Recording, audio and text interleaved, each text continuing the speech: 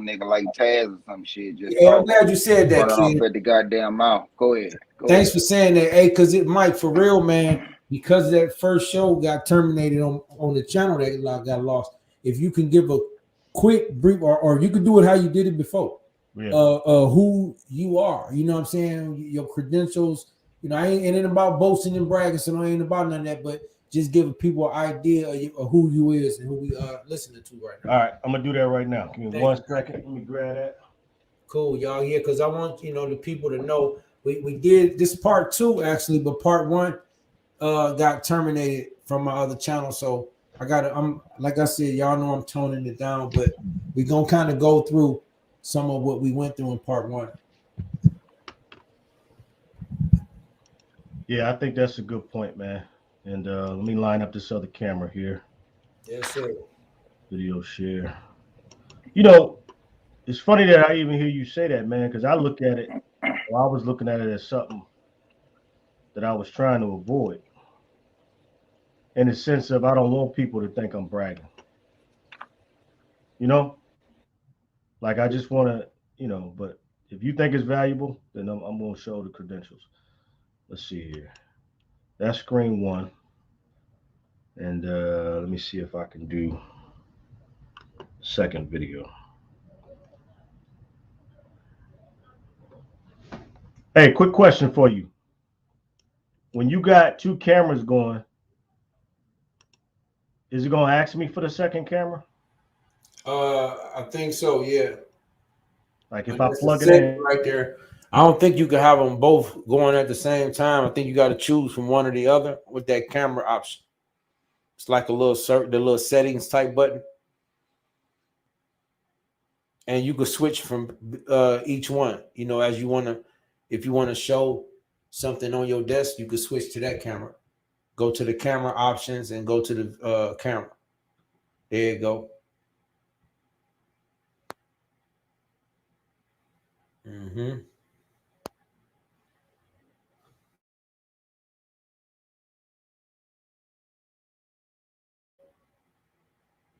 Shout out Queen's Throne. Hey, baby.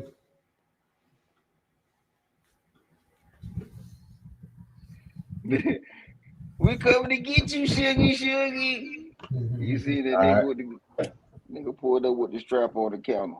You see that shit, man? Hey, full Yeah. disclosure, everybody in Georgia got a gun. That like you got to have one when you come to this motherfucker. So, right? Uh, You better get one. All right. So yeah, as you were saying about the credentials, this is kind of my last major role, if you will, political. Well, second to last. So this is a picture of me in a local newspaper, reorganizing the Democratic Party here in Paulding County, and I was the chairman of the party for 2 terms. And then after that, I was appointed by the county commission as the first Democrat to be on the board of elections. So the political process is something I've been involved in very recently, but most importantly throughout my life. And it's kind of made me jaded. We're going to talk about that. Here's me at the age of 27 when I ran for university district councilman. The other candidates involved. There I am. More articles. This is actually a story that I did in Paulding County where, excuse me, I was telling the community that we needed to have more minority applicants to work in the sheriff department and put some pressure on the local sheriff down here. And I actually might be able to show y'all that clip too. It's on YouTube. There's me again, a younger man, about 20 years ago. Said African Americans need to influence the GOP.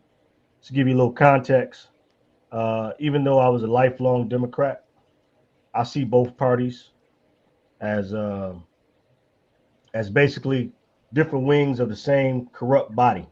You know what I'm saying? So I look at politics totally different than the way I used to. Now, I think the corruption is gotten out of control. and it's to a gangster level. So to say, okay, I'm a right winger or I'm a left winger, that don't mean shit to me anymore, because it's like saying Al Capone is going to hit you with his right hand or he's going to hit you with his left hand, if you know what I'm saying. You know, it's still corrupt, same corrupt body. And that's how I view politics. But anyway, back in this time, I was trying to get people to understand in our community the need to have influence in both areas. Let's see. Do I have anything else I want to put out there? Obviously, there's education, and different boards and shit I've served on, community events, etc., etc. But anyway, oh yeah. So just to show y'all where my heart is at, this is an example of back in Buffalo. It's a picture of me and the mayor. So from a young man, I was always interested in minority opportunities, making sure that people had jobs. So this was a project because I was the Section 3 manager, which basically gave me the authority to shut down construction projects in Buffalo. And this particular project was one of the biggest. It was like a $3 million project, but they wasn't hiring any residents in the public housing authority to do construction. So when I shut it down, it was kind of a big deal, full investigation. Anyway, that's me when I ran for councilman back when I was like 21. And then I wound up helping this guy run after the, if you want to call it the Democratic primary, kind of renegotiated the deal. I agreed to be his campaign manager. This is like my first introduction into politics. You can see how young I looked. But all that kind of shaped and molded me to become the person who I am. So is that a good breakdown, Suge, of what I was talking about, or what you wanted to see? Yes, brother. Yes, brother. All right, let's get back to the cam here. Mm-hmm. Okay, so yeah, today's topic is go ahead. What'd you say, bro? I say nothing. Can you say something? Yeah, so today's topic is of Judas Goat, and I'm going to share this screen because I put together a presentation that is going to make it a little easier for people to follow along, and obviously ask any questions if they have any. Let's see here. All right, is that coming through?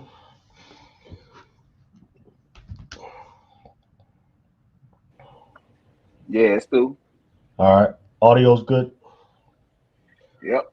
All right, so Judas Goat. Let's give you a background on why I'm using this meme. So if you're a herdsman, agriculturally speaking, and you got farm animals, and you raising sheep, for example, everybody's heard of a term, a sheepdog, but few have heard of the term Judas Goat.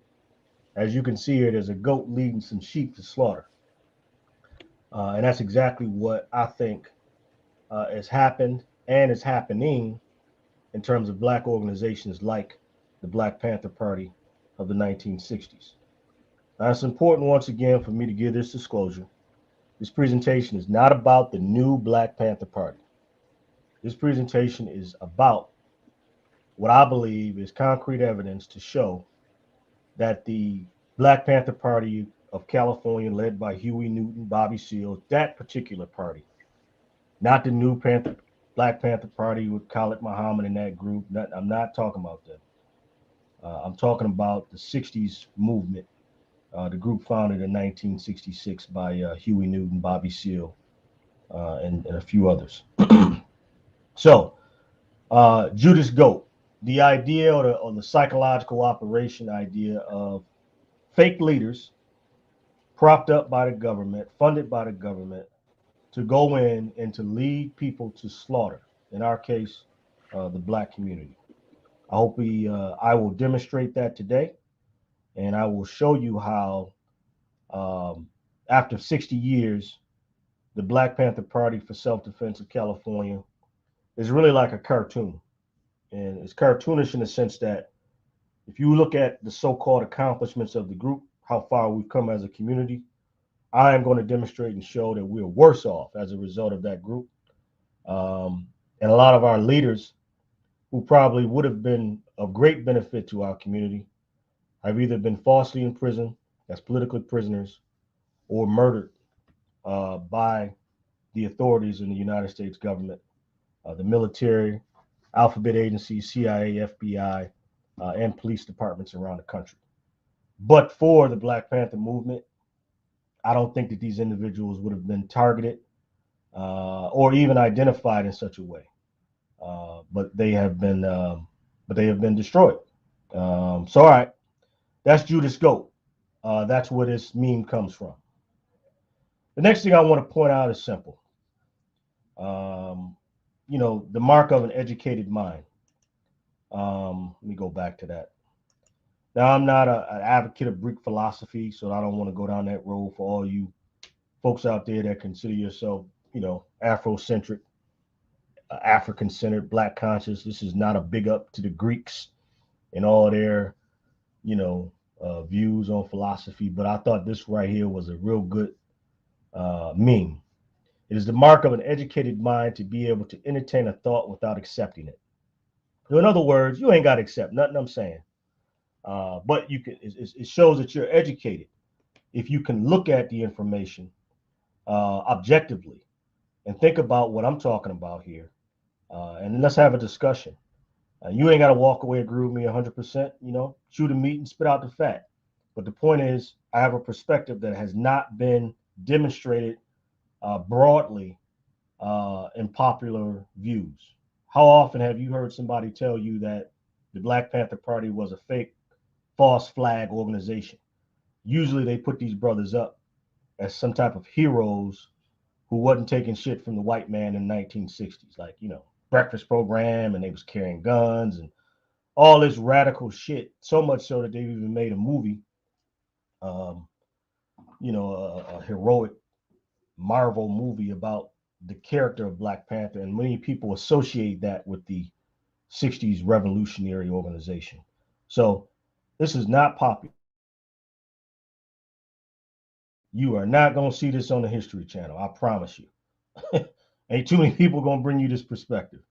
This is underground. So let's keep it going. First and foremost, the original Black Panther Party, we discussed this before, but I'm going to go into details about it, was not, I conclude, or I reiterate, was not the Black Panther Party of Huey Newton and Bobby Seale of California. The original Black Panther Party was founded in 1965 in Lowell County, Alabama.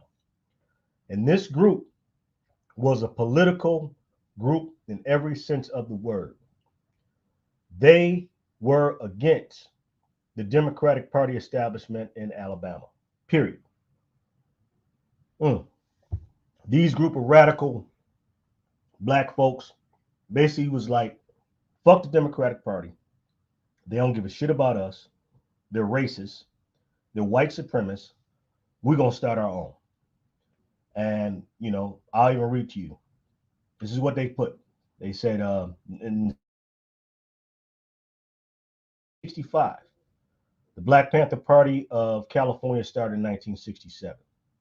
So here's what it says on their flyer. One man, one vote. Their symbol is the Black Panther, which stands for courage, determination, and freedom.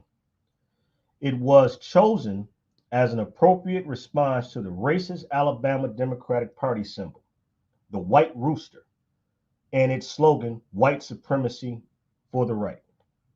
So you see the brother there holding the flyer, very clearly identifying that this was a political flyer. You don't see this brother holding a rifle. He ain't got a shotgun. He ain't got a black leather jacket and a black beret. He is a black man in rural Alabama in the 1960s as a volunteer telling people to leave the Democratic Party. This in of itself is a very radical idea, not only for that time, but obviously for this time, because Black folks love the Democratic Party. And then some black folks love the Republican Party. Both parties don't give a shit about the black community. Neither one of them. But to challenge the Democratic Party for a black party, especially in the 60s, hell, you know it's a challenge now, but imagine, you know what I'm saying, 50, 60 years ago, black folks stood up and said, nope, we ain't voting Democrat. We're going to have our own party, and it's the Black Panther Party. Now, officially, the name was the Laws County Freedom Organization, and they became known as the Black Panther Political Party because of the symbol that you see here. All right, next slide. Let's see here. Well, there's back. There's forward. There we go. All right. We talked about this before, and it's important that I point this out. I believe in a conspiracy. What do I mean?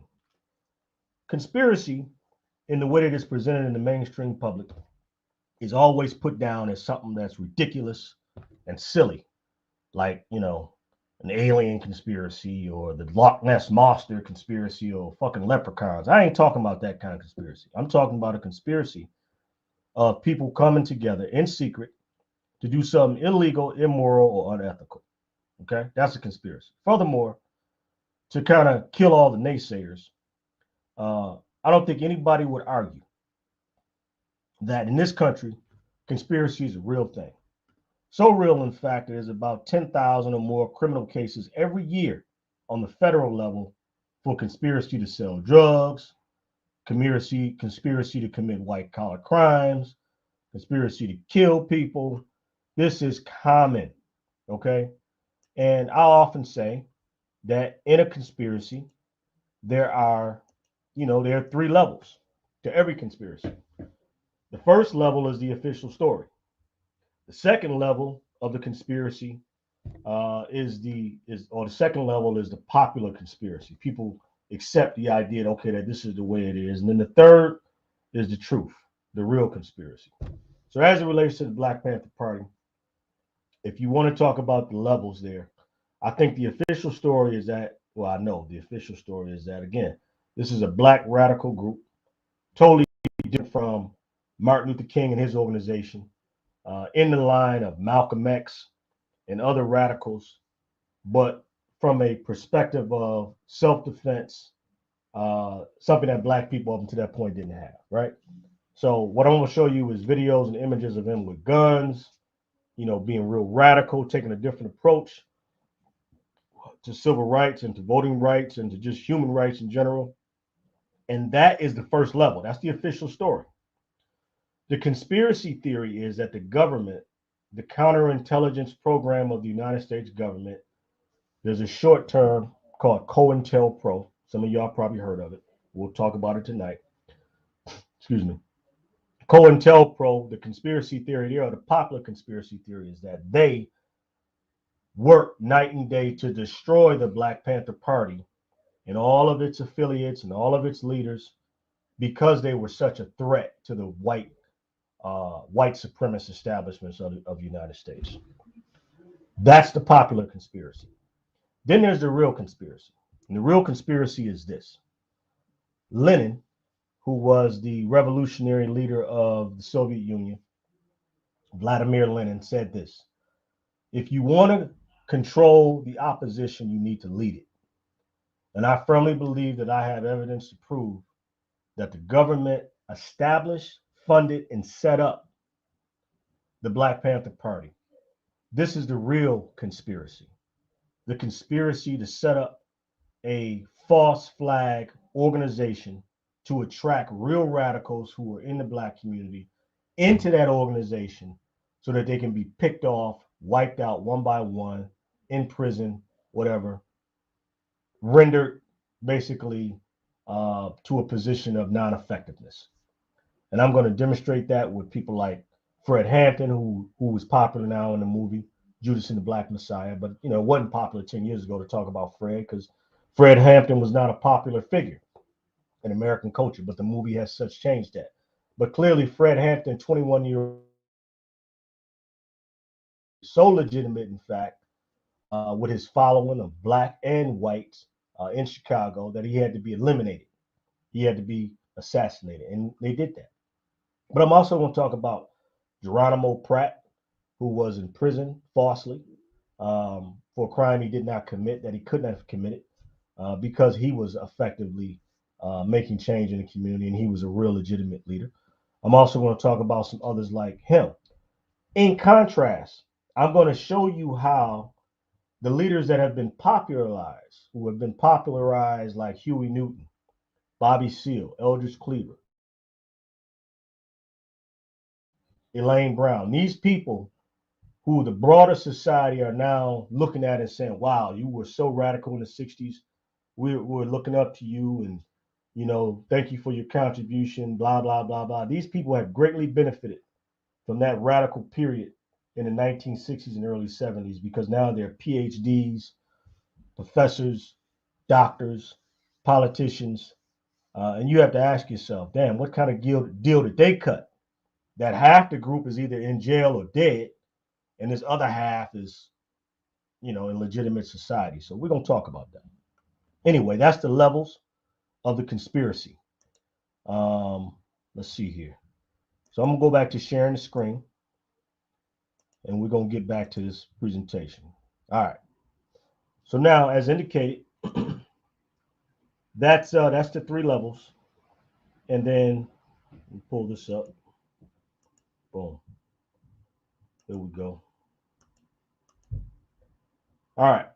I already mentioned the fact the best way to control the opposition is to lead it. I already talked about that the real Black Panther Party came out of Alabama. We talked about that the fake Black Panther Party existed in California, the false flag organization, the Dragnet, a neo-political party. And then so organizations are organic, from their inception, sometimes are infiltrated by agents. Now, this does happen. Okay, we can look to many groups that this has probably happened to. We know that one of the very first Black nationalist groups, the UNIA, Marcus Garvey's organization, was eventually infiltrated by the FBI. A young J. Edgar Hoover at that time, before the FBI got started, went after Marcus Garvey, infiltrated his organization, and then eventually brought him down on chunked up charges, deported him, and destroyed that organization. I think that was one of the first examples of when the government decided to go in, infiltrate a conscious, and when I say conscious, I'm talking like really, really active organization like the UNIA, destroy it. But then I think later on they refined what they were doing, and they start creating groups like the Black Panther Party. That's where we at right now. All right. So here's an example of the real original Black Panther Party. Right? What do you see here? You see Stokely Carmichael, the founder, the legitimate founder of what was known as the Black Panther Party in Alabama, holding that flyer I showed you earlier, right? With one of the citizens of the county. Then on the left, you see a palm card. In politics, we have a palm card that will list candidates, right? So you can carry it in your palm of people that are running for public office. So you got a guy here running for sheriff. You got tax collector. You got people running for office in Lowell County, which is totally different than what the Black Panthers did. Now on the right, you got a brother that lives in the county telling people to go out and vote on November 8th in elections, right? That happened in 1965. Something contrary to what has been popularized with the Black Panther Party. Here's some more examples of the original literature from that group, the Black Panther Party, right? Here's an article in the newspaper that talks about the movement and the party's independent political perspective and their symbol of the bleeping Black Panther, right? And there's also that other flyer where it's, which party do you want? The racist Democratic Party of Alabama, or do you want the Lowell County Freedom Party, the Black Panther Party? So that's a prime example of what we've been discussing so far. Also, an example is, more literature, what they were doing, registering people to vote, running candidates, and ironically enough, establishing health clinics.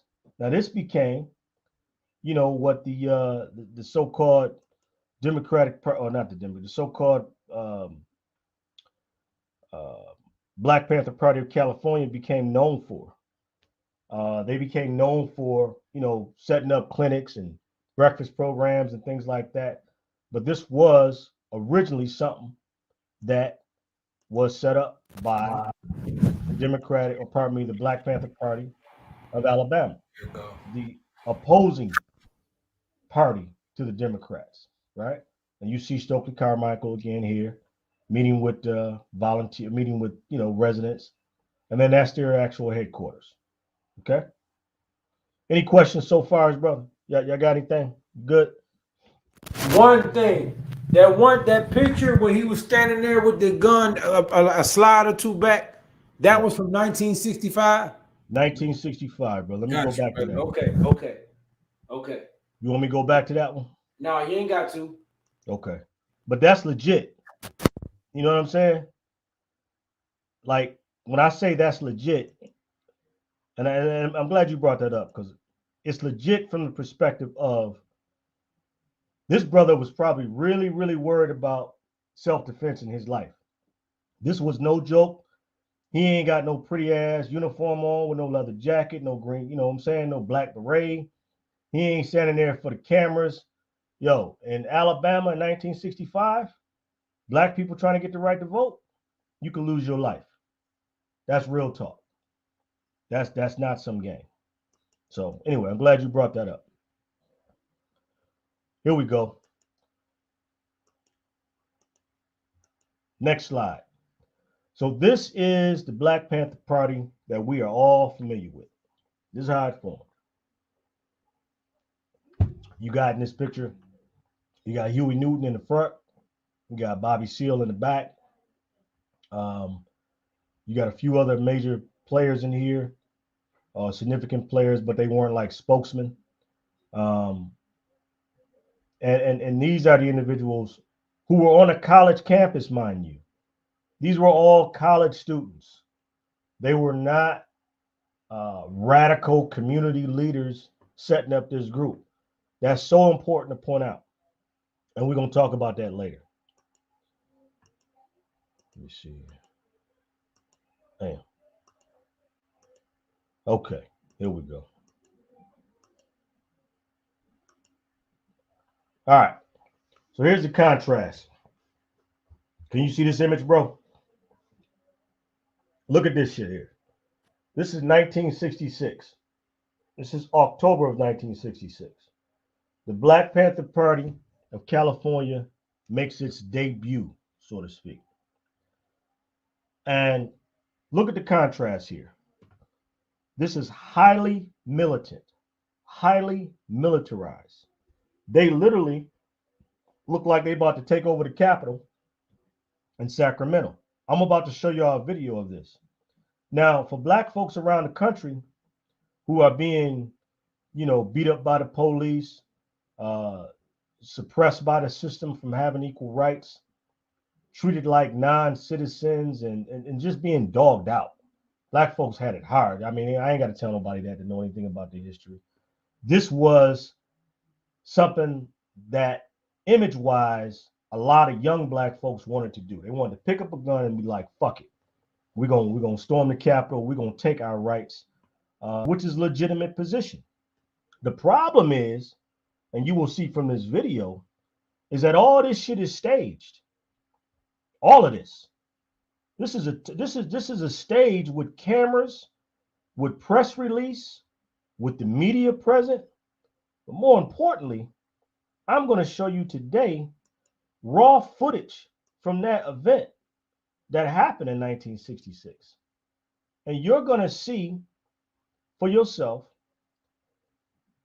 how literally cartoonish this was. All right. And I'm going to let it play. And at different parts, we're going to stop and have a discussion.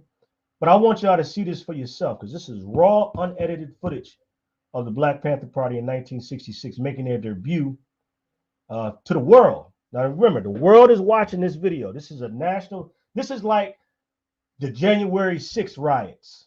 Let me put it in perspective.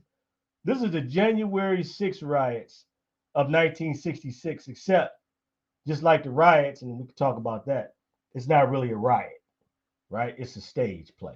So here we go. Let me know if the volume and the audio and the viewing and all that stuff is good. If it's not, we can restart. Here we go.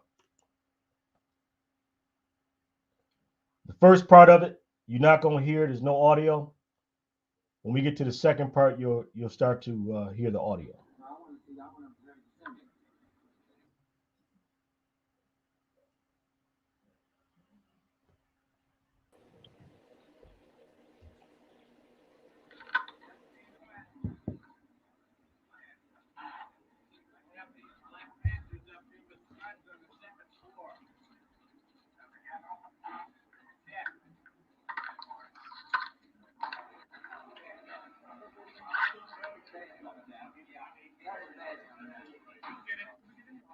Wait a minute. Now, wait a minute. Wait a minute. Are you under arrest? Am I under arrest? Am I under arrest? Place him under arrest. Go ahead, brother. Am I under arrest? Take your hands off me if I'm not under arrest. Am I under arrest? I'm telling you to take your hands off me. Take your hands off me. Oh, I'm telling you to take.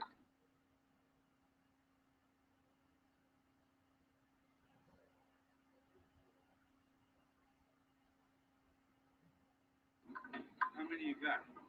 This phone.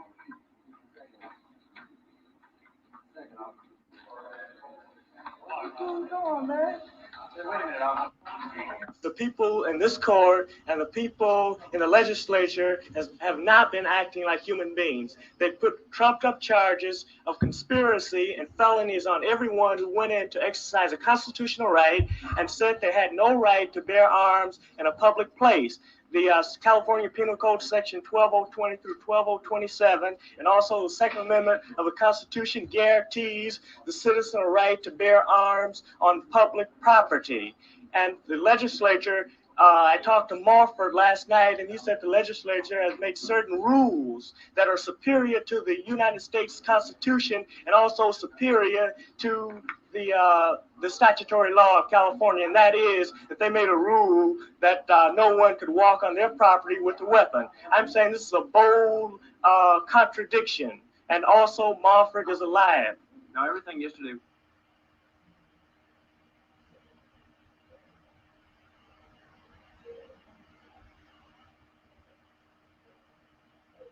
Ain't no sawed off. That's a rad shotgun, just like yours. But why is yours?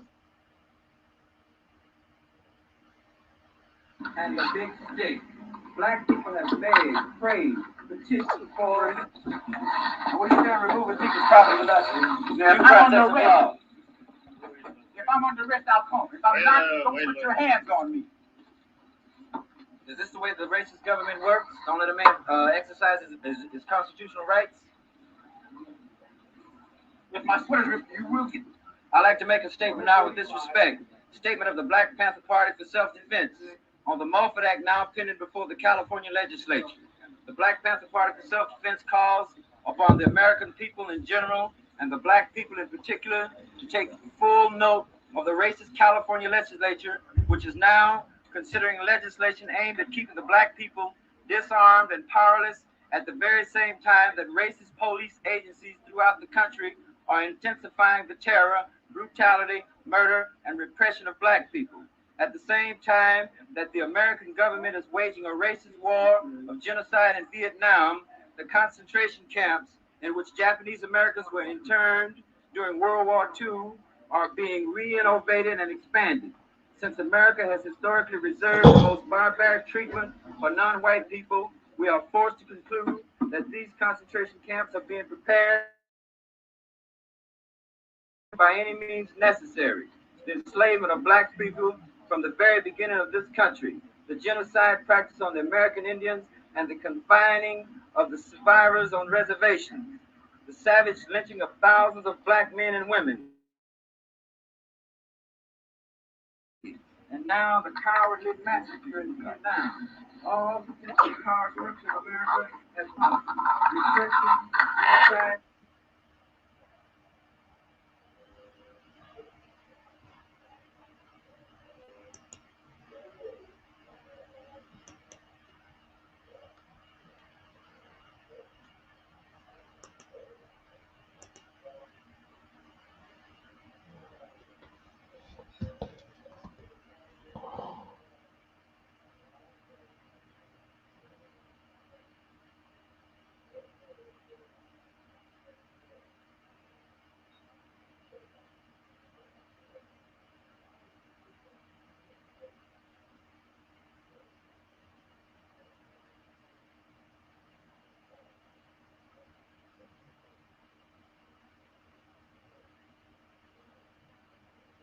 Is the sound supposed to be out right now, Mike?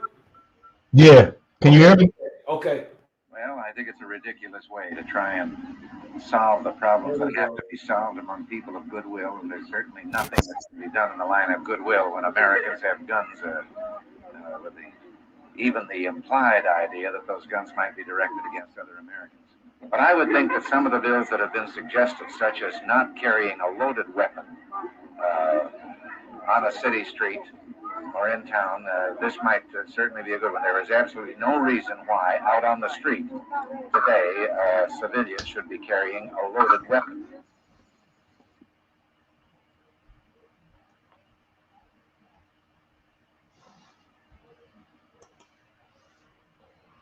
All right, let me interject here real quick. So, am I on the camera here? Am I back? Okay. So one of the things that that this political event, well, let me just say 2 or 3 things. One, they came to the Capitol to protest the Milford Act, which basically said that the government of California at the time wanted to outlaw anybody having loaded weapons and walking around with them. Okay, which is a total contradiction and a legitimate position to have regarding the Second Amendment. The Black Panthers' position was, y'all only trying to change the law because black folks want guns. Again, a legitimate position. And I'm not disputing that. I think it was perfectly timed and perfectly laid out. But more importantly, it was a good photo op, right? You saw the optics, right, bro? Like you had brothers walking in fully armed to the teeth, and the response of the police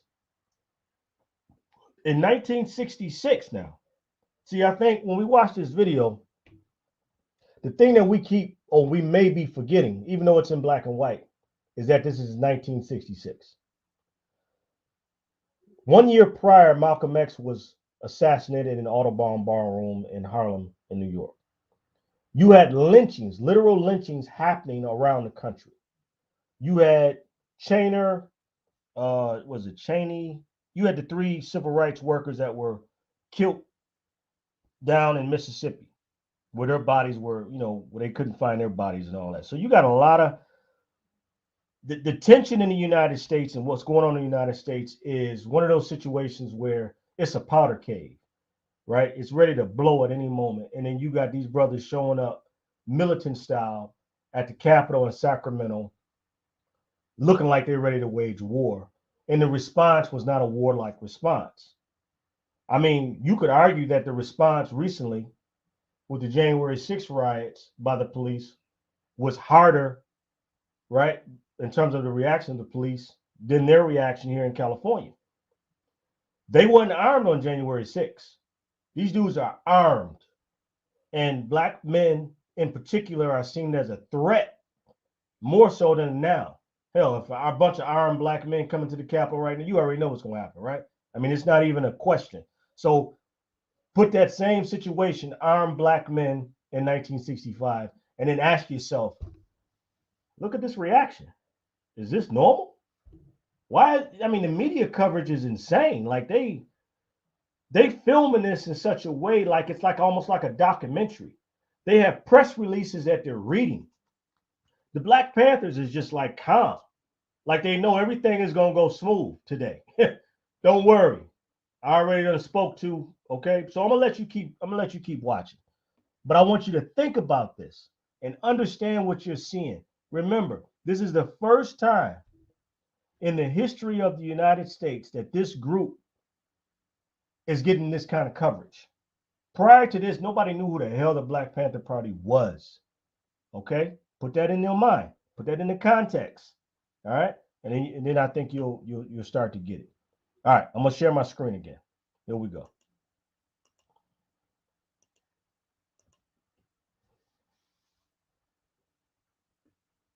You ready? Let's go. Yes, sir.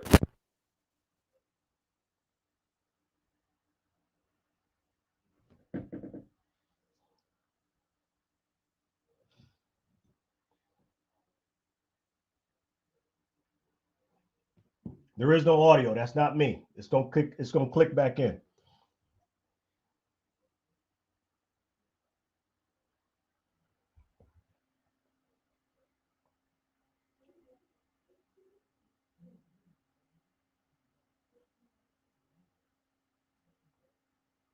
Again, the audio will be here in a second. This is raw footage.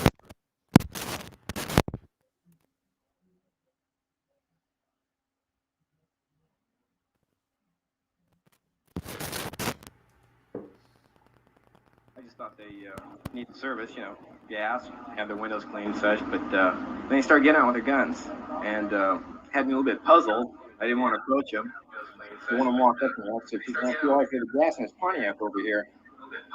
Well, I went ahead and put the gas in, and I noticed the guns were loaded, and they were just standing around. They didn't say anything. They just started, you know, tending to their windows and checking the oil. Then I looked across the street and I saw one of the city police coming across with his motorcycle, and he had his eye on him. And it just seemed like everything broke loose. This place is swarming with city cops. Yeah, well, that's legal too. If yours is legal, I don't see how y'all can be no better than us. You don't know the Constitution, right? Well aware of the Constitution. You have no right to take my gun away from me. You break the Constitution like it. Right. That's all. You break the law, me on the rest of him. I would like to have a gun back.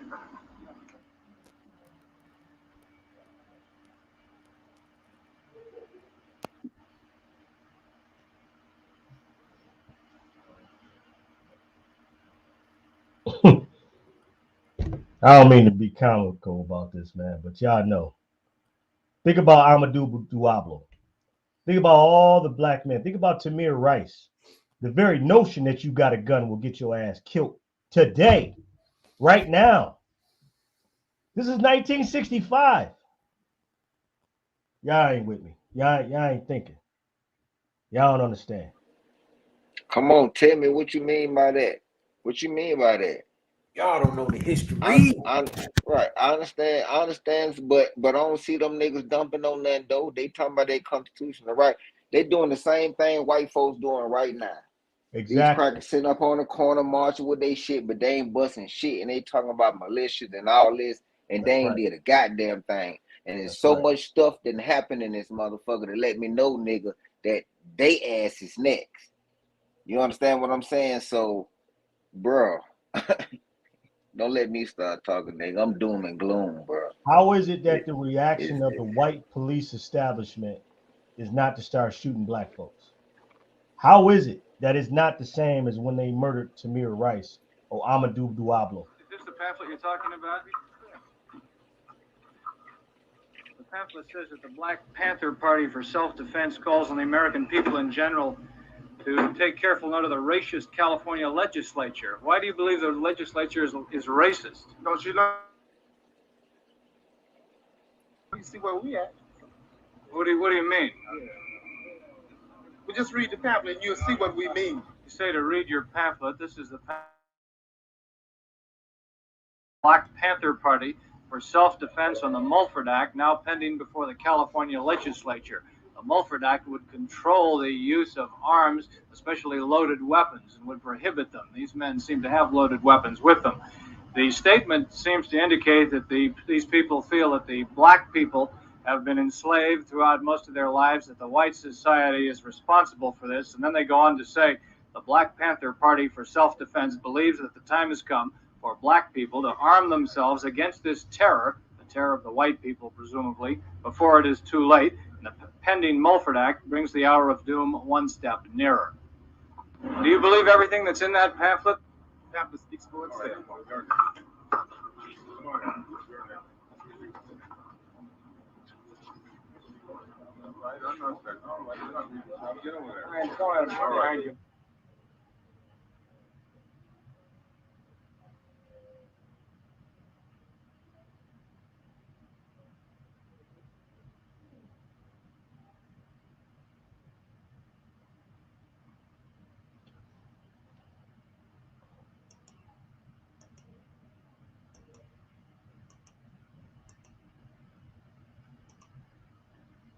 Pamphlet.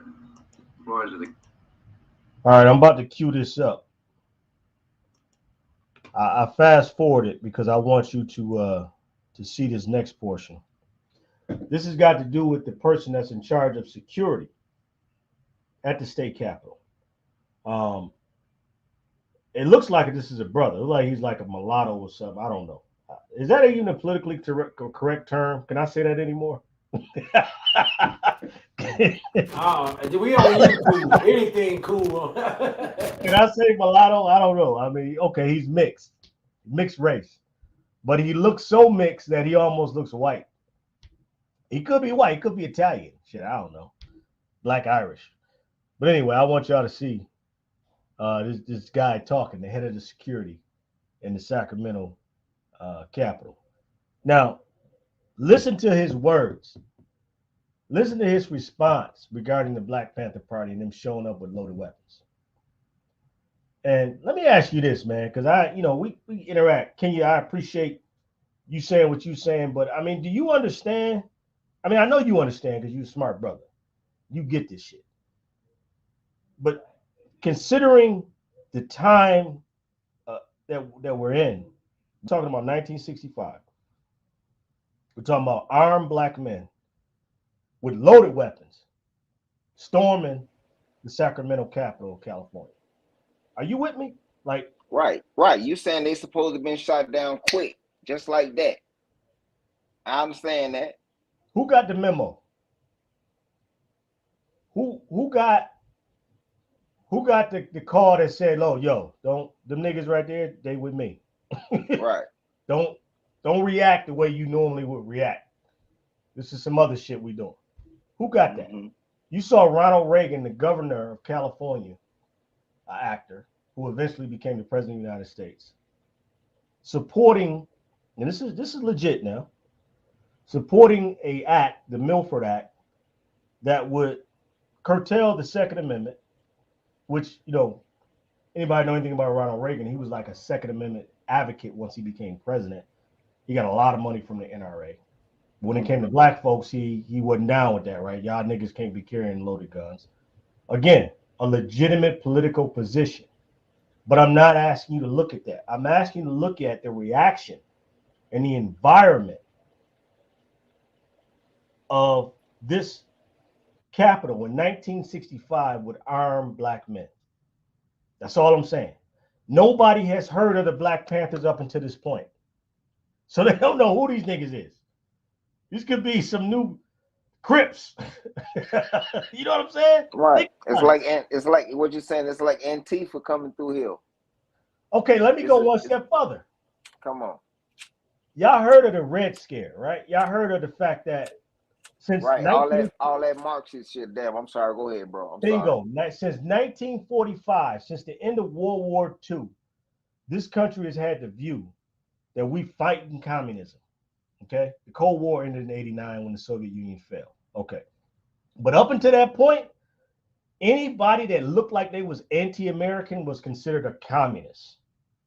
This is 1965. This is 20 years after the end of the war, the last major world war, World War II. And everybody's got these communist mentality like, okay, we got to fight the Reds. We got to fight the communists. We got to fight black folks because they might be communists. You feel me?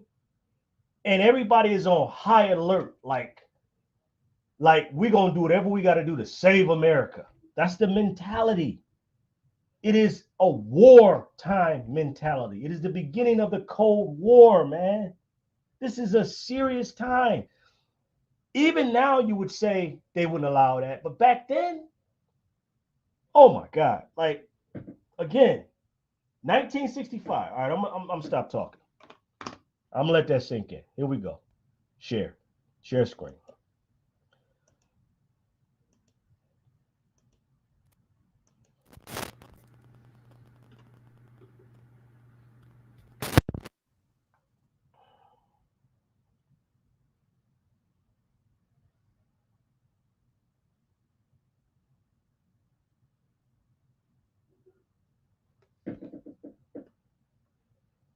Hey, they was just in the chat room talking about how relaxed the cops was.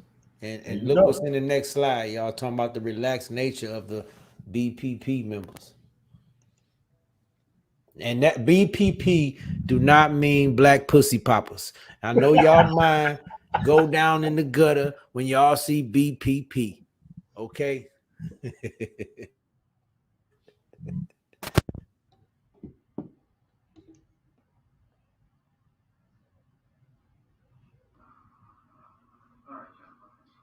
Tim Holloway, you were outside when the group came up. What did you see out there? I was called down from the upper floors of the Capitol and went to the west entrance of the Capitol, and I saw a group of approximately 4 male Negroes, all carrying weapons of one sort or another, with a smaller group behind them. I stopped them as they came up the front steps of the Capitol, and I was handed a pamphlet by one of the members of the group. They had a group of pamphlets which stated in effect that they were members of the Black Panthers for Defense, and then it contained a group of charges regarding racism, racist legislature, police brutality, the entire inflammatory type of propaganda. And I read that. They waited. They were, at that time, quiet, menacing with their revolvers, but they didn't do anything that was actually over it. And after reading their pamphlet, I explained to them that they did have a right to bear arms, that as long as they behaved themselves, the state police would protect them. And then they entered the building. I entered the building also and came to the state police office, and there were a group, highly inflamed, demanding that their weapons be returned to them. I then learned from some of the officers that a group had invaded, so to speak, the floor of the assembly, and our officers had removed them from the floor of the assembly, brought them to the state police headquarters here, and as a matter of safety, unloaded the weapons. I then returned the weapon and the shells, and the group walked out of the office and left the Capitol. Is there any law against carrying a loaded weapon in the assembly chamber, for instance? No, that is one of the purposes of the Mulford bill, to make a misdemeanor to carry a loaded weapon.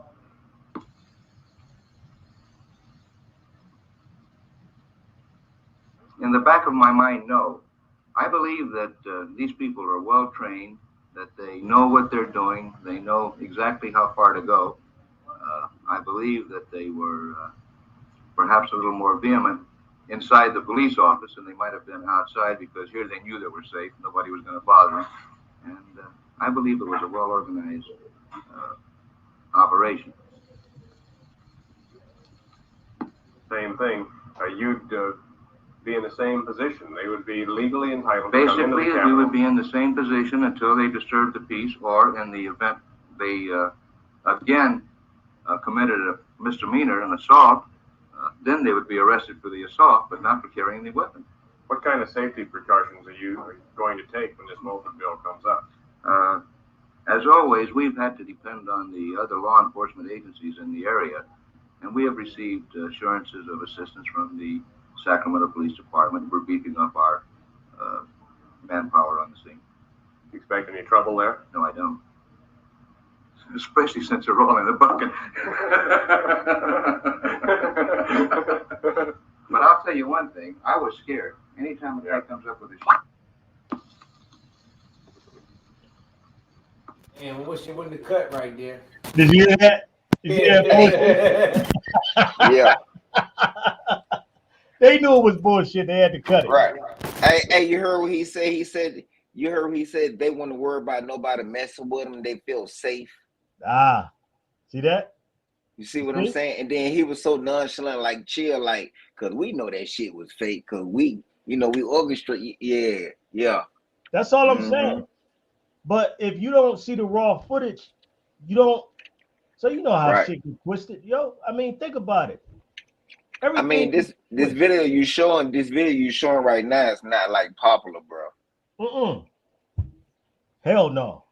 So if you're watching this shit, download this shit because or look for it, because I guarantee you, this shit is not popular. This is not the shit they want you to see. Here we go. Again, the audio. Standing by the gate. Hit or As miss. a rule, the fellas that come through, if they have a card, we let them in. Otherwise, we don't. But this bunch came just rushing through. No stopping at all. They knocked me away from that gate altogether. Did it knock you down? Oh, Yes. man. And what happened then? Well, they went You on in. described January 6th, nigga. Clear the floor in the rear, and I went to the rear with all the cameramen were there. Had no right to be in there, and they indicated their constitutional right was being violated. And under our rules and regulations of the assembly, you're only permitted in the downstairs part of the assembly with a guest pass from a member, which they did not have. I understand they were removed from the chamber. Did you do this alone, or how many men helped you? Well, there was a couple of my men and one of the state policemen. What was your reaction and the reaction of the members of the assembly at that time? Well, I think it was one of complete surprise. We just couldn't realize what was going on. And I didn't really know until after they had been removed why they were there. They're there primarily, or they were there this morning, I guess, to protest a bill that Mr. Mulford from Alameda County is having before the Criminal Procedure Committee this afternoon. As you know, they are now being booked under Section 9051 of the Government Code. And the district attorney here in Sacramento states that they violated the law by entering the chambers while the assembly was in session.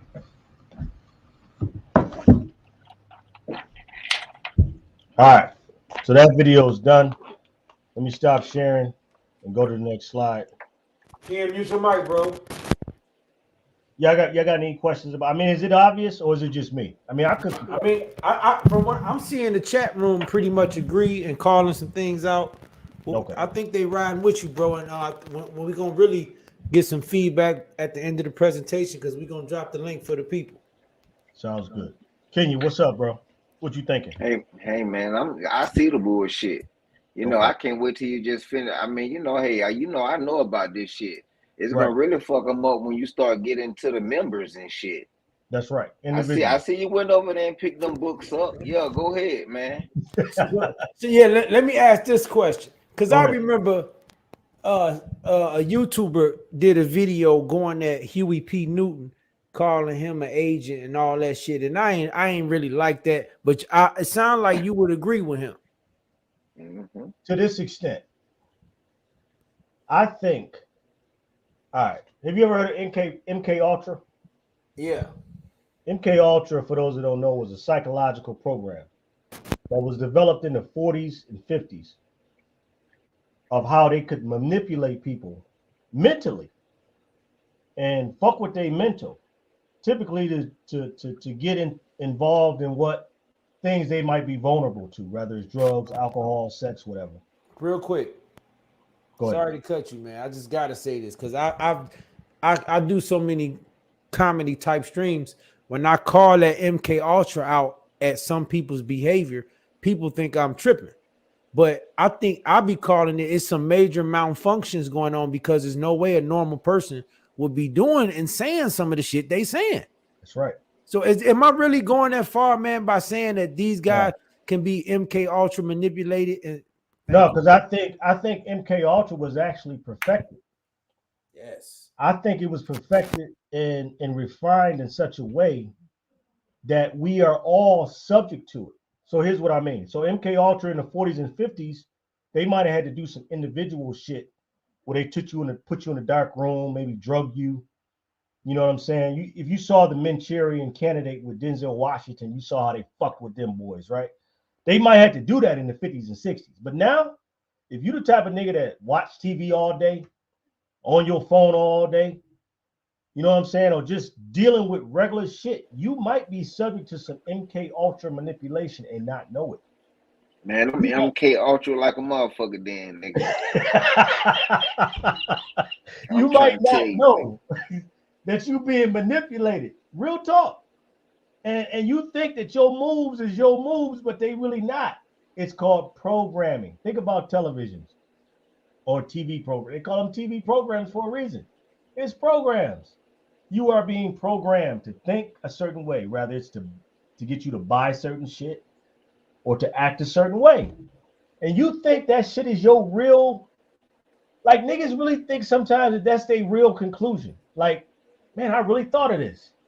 Not really thinking that for the last fucking 17 weeks you've been watching NFL commercials and all of a sudden you want to buy a Ford F-150 truck, not realizing that this is the official truck of the NFL. You're like, man, I really like Ford F-150. That nigga want one. But every day you've been putting, you know what I mean? Like MK Ultra is not something that's some crazy idea. It is the constant, subtle, suggestive reminder of whatever the subject is, and you're being fed it, and you think it was an original thought.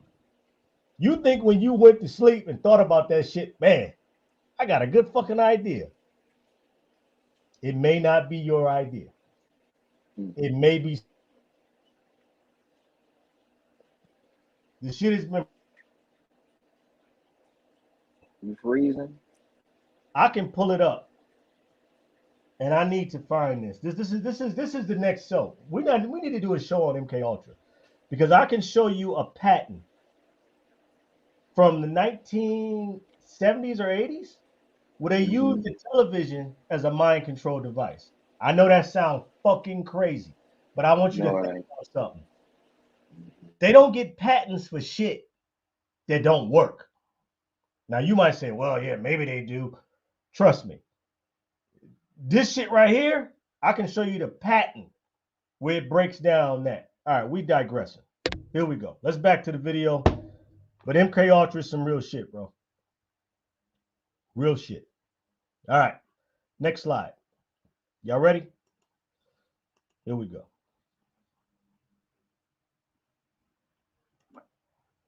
Boom. All right. So this is the leader of the Black Panther Party. Let me go back a few slides. Yep, here we go. Huey P. Newton.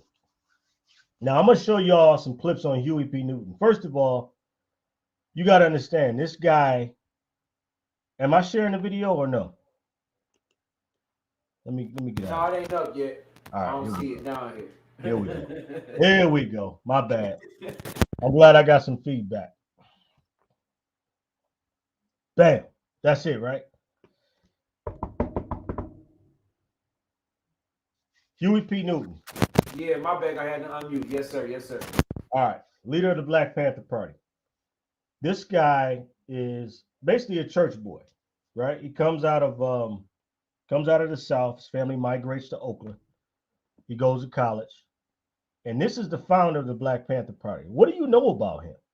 How much do you know about him? That's the question. We know the images.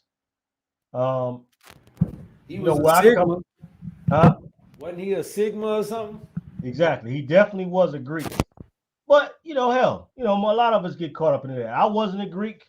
I guess I was too poor to be a Greek. You know what I'm saying? I went to college later on in life. I didn't have the resources to pledge and all that. But whatever. But he was a Greek. Yeah, sure.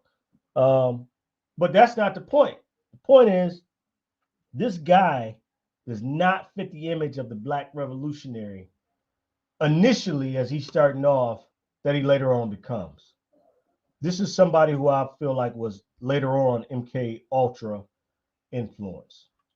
It's my thoughts. It's my opinion. All right, so let's keep going. All right, so let's look at the background. This is Huey P. Newton. In 1967, he was involved in a shootout, which led to the death of Officer Frey in 1968. In the death of Officer Frey. In 1968, he was convicted of voluntary manslaughter. of phrased death and sentenced to 2 to 15 years in prison. Okay, everybody who's familiar with the Black Panthers, you've seen these images. In 1970, the conviction, pardon me, was reversed, and 2 subsequent trials ended in hung juries, and all the charges was dropped. Let's stop. 1967, 68. This is a black man killing a white police officer. Let that sink in. Let that sink in. Okay? Because I don't think you realize, number one, the time and the circumstance. First of all, what do you think that jury looked like? California in 1968 was not filled with a bunch of liberals, activists, woke motherfuckers. This was a different time. This was the time that we talked about earlier, the Red Scare, the communist era. People was shook. They didn't know how the country was going to go. 2 hung juries. All right. In 1970, he was released from prison. The first thing this nigga did after being released from prison, I hate to call him a nigga. I don't mean it like that. He was able to get a passport and was able to visit communist China. He preceded President Nixon. Nixon didn't visit China until 71.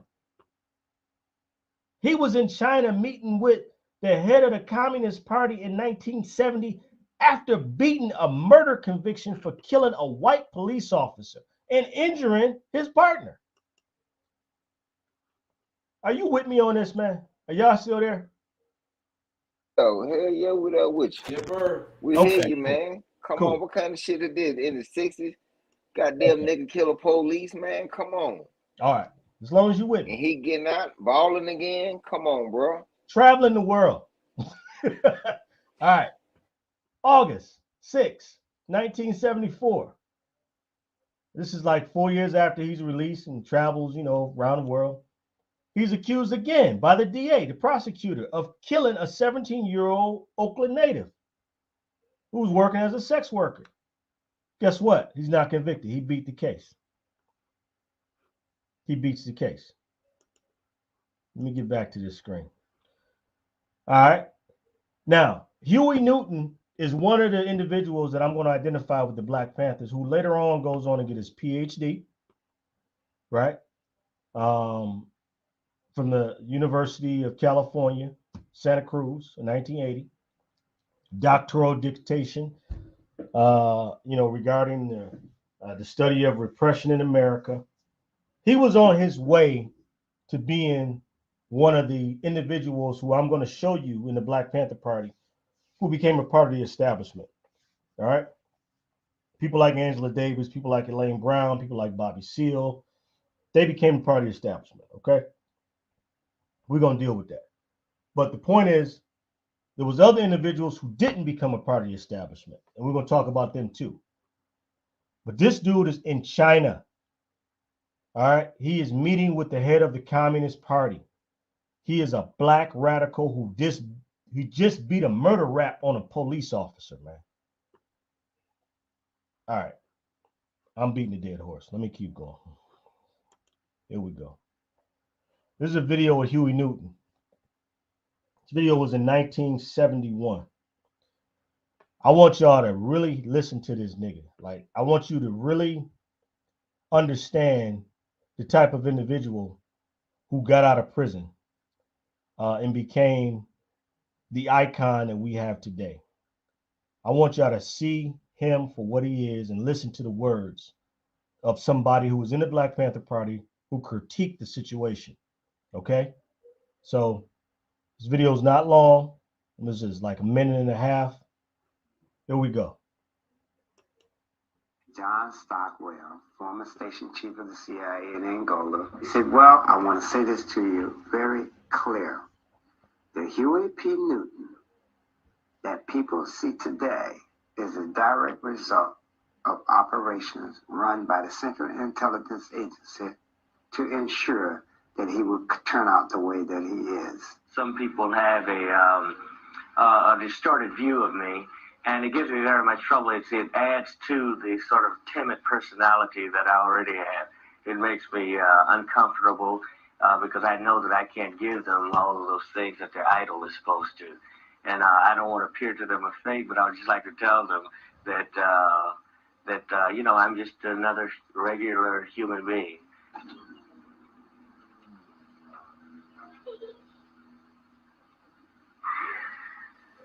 Man, that nigga fried. Man, that nigga is fried. Did you see his eyes, boy? God damn. Look, drove this son bitch away. He eventually became a crackhead, and he eventually was assassinated in Oakland in 1989. He eventually became a crackhead and was assassinated in 1989. Who assassinated a crackhead? There you go. Good question. Who assassinates crackheads? I tell you who assassinates former members of the MK Ultra Black Panthers. God damn. The government. Go back. Damn, nigga cold. Hey, rewind back, man, when that nigga eyes was, he was like, right. Go back, look at his eyes, bro. That Let me nigga show was you that. fried. Ron Stockwell, former Listen, station nigga. He said, well, I want to say this to you very clear. Now you gotta share it again. We can't see it. Yes, people just be fucking with me. People see today is a direct result of operations by the Central Intelligence Agency to ensure that he would turn out the way that he is. Some people have a distorted view of me, and it gives me very much trouble. It adds to the sort of timid personality that I already have. It makes me uncomfortable because I know that I can't give them all of those things that their idol is supposed to. And I don't want to appear to them a fake, but I would just like to tell them that, you know, I'm just another regular human being. Yeah, that's what you tell a robot to say. I'm just a regular human being. Hey, that nigga say he sound like Chief X. See what I'm saying? Somebody said he sound like Chief X. Right, yeah. Oh, I see him in the chat. Hey, Mike, but that's the shit you tell a robot, though. I'm just a regular human being. That's right. That's right. God damn, man. That's right. But this is the icon. Everybody has seen the pictures of him in the wicker chair, right? Man, boy, ooh. I want to be like Huey P. Newton. I want to be, you know what I'm saying? Like I am Huey P. Newton. Right. I am Huey P. Newton. Yeah. That Yeah, shit you is know crazy, man. That shit is crazy. I'm about to show y'all another video real quick because I want y'all to put a man whose name became synonymous with black. I want to put a fine point on this subject. Hold up. A man whose Y'all still there, right? Mm-hmm. All right. If anybody watching, I want y'all to know this shit is live. We running. If you didn't know that, this is how we do it, right? Right, Shook. We're gonna have Yes, sir. It's live education. It's like y'all in the building. So shit is not orchestrated. We just giving information. You do what you want with it. Here we go. I'm about to share the screen. All right. Anybody remember Ted Koppel, Nightline? My grandma used to watch this shit every night. Mm-hmm. Yeah. All right. Here we go. It's a minute and a half. Huey Newton. A man whose name became synonymous with black militancy in the 1960s was shot to death early this morning in Oakland, California. Huey Newton, a co-founder of the Black Panther Party, had been shot several times. He was 47. Here's ABC's Brian Rooney. Newton's body was found before dawn in a pool of blood on a West Oakland sidewalk. Police said he had 3 bullet wounds in the head. Newton's wife's car was parked and locked just to... Does anybody hear that? Niggas don't shoot you 3 times in the head. The feds do. Right. Why do the feds shoot you 3 times in the head? Because you don't want your ass coming back. The feds or an experienced hitman? Let me stop. 30 feet away. The former radical died miles from his own home in a troubled neighborhood where drug deals and gunshots are common. He was a hero figure in our eyes, you know, something to look up to. And it's just, like I said, sad that he was reduced to being slain in the streets of West Oakland.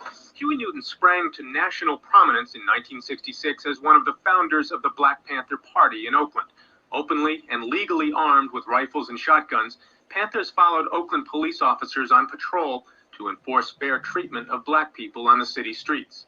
The people have been enslaved too many years. The chains must be removed, so help us God. The Panther philosophy was that black Americans could legally defend themselves against oppression. If you had a knack of taking civil disobedience and putting it on the cutting edge. Several Panthers went to prison, and the group said 28 members died in confrontations with police. The rest went on to other things. Bobby Seale recently wrote a cookbook, but Huey Newton spent time in jail for possession of drug paraphernalia and from an Oakland community school. Men once brought food to children, stole from them. Police haven't said who killed Huey Newton or why. Brian Rooney, ABC News, San Francisco. All right. So he's dead. 1989. In a crackhead neighborhood. Okay. I'll just say this, man, and I mean this sincerely.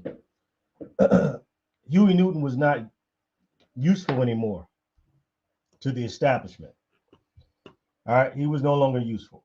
So he had to be, you know, for whatever reason, he had to go. So I think this happens often. But I also think at the same time, there's another possibility, sincerely, I mean this, that the man was a mind control, manipulated individual from the very get up. So when he went to jail initially for the murder of Officer Frey, you don't know what they did to this dude. Does that mean I'm saying that he was legitimately involved in the Black Panther Party and that was all, you know, that he had sincere motives from the beginning? I don't know.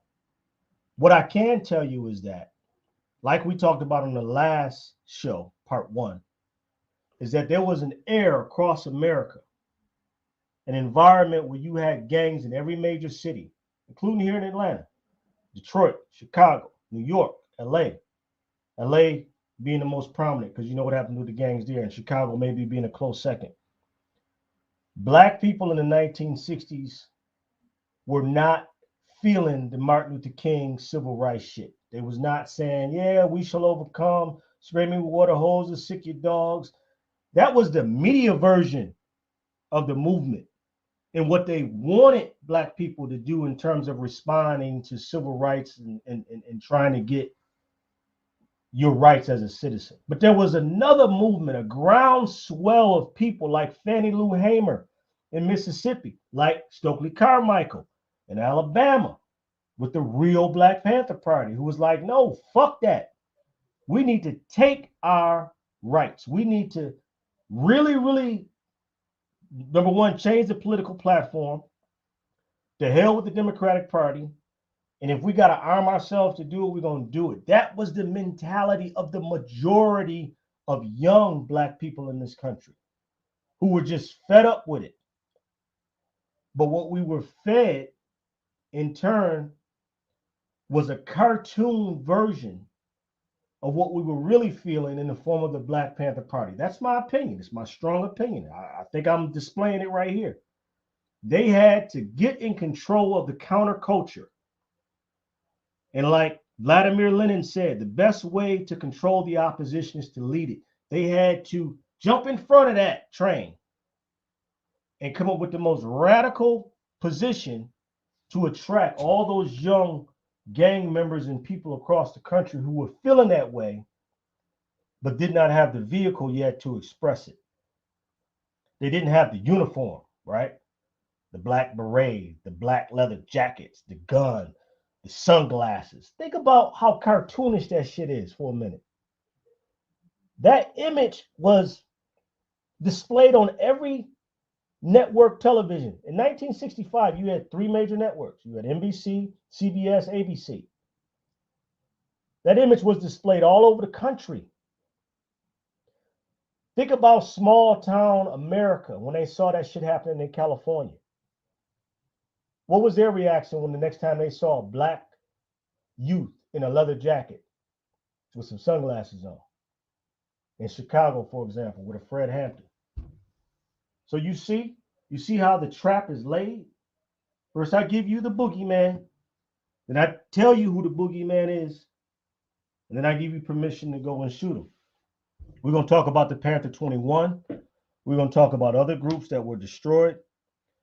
The point is, I think this was a setup from the get-go. So let's go back into the slide. Any questions, Kenya? Comments? Not for me, boss. Ken, you good? I can't hear Kenya. You on mute, man. Yeah, I'm sorry. I'm good, dog. Yeah, go ahead and continue, bro. All right. Let me get out of this here.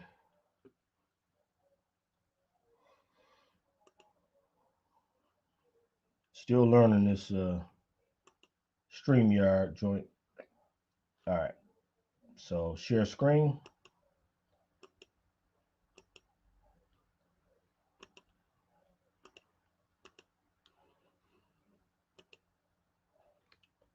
All right. Let me get out of this.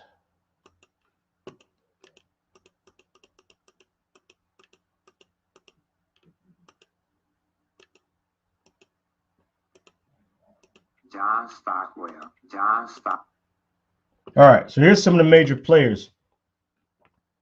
The Black Panther Party. We talked about Stokely Carmichael. H. Rap Brown, we didn't really discuss, but H. Rap Brown, this brother was so radical that even in his old age, they came after him. He actually set up some foundations and organizations in the city of Atlanta, and they eventually brought him up on chumped up charges, and he's in prison today. Fred Hampton, we know, was assassinated. Sam Napier was the writer and head and editor, rather, of the Black Panther Party newspaper. He also died under mysterious circumstances or was assassinated. Geronimo Pratt, same thing. He went to prison under trumped up charges. Bunchy Carter and John Huggins assassinated at the University of California. Bobby Hutton murdered by police officers in a shootout. The Panther 21, which featured famously or infamously Tupac Shakur's mom in New York City. She was also arrested and charged in the 1970s and late 60s. But on the other end of the spectrum, you have Huey Newton, you have Eldridge Cleaver, you have Richard Aoki, you have Elaine Brown, Kathleen Cleaver, Angela Davis, Milana Karinga. Now, Milana Karinga, I put an asterisk right here because although he was not a member of the Panthers, he eventually became, or he was the leader of the US movement, United Slaves. He eventually became the founder of Kwanzaa. But this dude was a beast, and we talked about that in the last video. All right. The internal domestic security of the United States is the greatest priority of the military and the national security agencies. I said that before too, and I'm gonna say it again. Dragnet organizations understand them and the history behind them. The assassination and later investigations of them have revealed overwhelming evidence that the government was involved or government involvement. And rather it's the Nation of Islam, for example, specifically John Ali, the conspirator, as it relates to the murder of Malcolm X. It is a real thing. Let me see here. Let me see if this is the video I want to queue up. All right. So I didn't have time to to do the credits on this one to kind of show y'all what this latest video is about. So I'm gonna tell you. This video has to do with Gloria Steinem in the women's liberation movement. This video specifically talks about who Gloria Steinem was. So before we get going with that, let me do this because I want to give some context to it.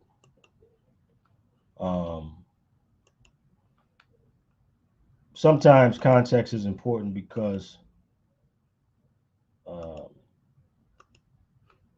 I mean, if you don't know who a person is, then it's like irrelevant. So let me show you who Gloria Steinem is for those that don't know in relationship to the movement for women's rights, civil rights, etc. And yeah, and then we're gonna bring this to a close. So let me share my screen here. Yeah, that's pretty good. User manual images. All right.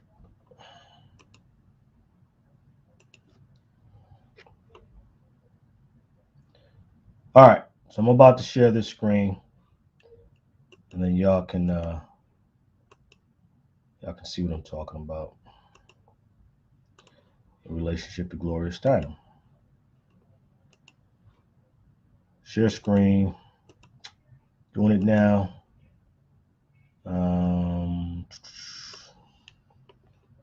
Boom.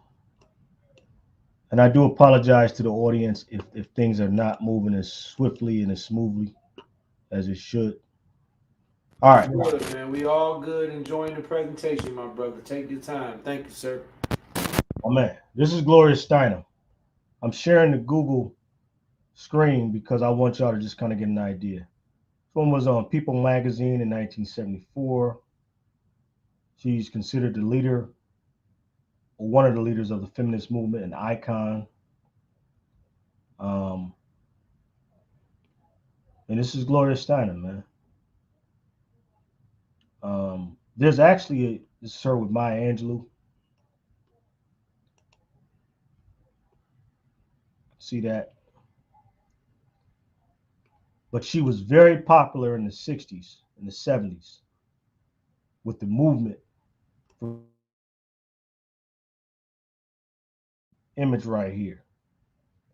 I think this appeared on Rolling Stone. Let me see here. Y'all see that? Yes. Gloria Steinem. Yeah. Who is that she with? This is a sister that I guess was just active in the movement. Okay. I'm sorry, I don't know her name. You know, to stand with black women in the 60s and 70s with an afro was just, it was like considered in your face. You know what I mean? So this woman, I want y'all to see kind of who she is and who she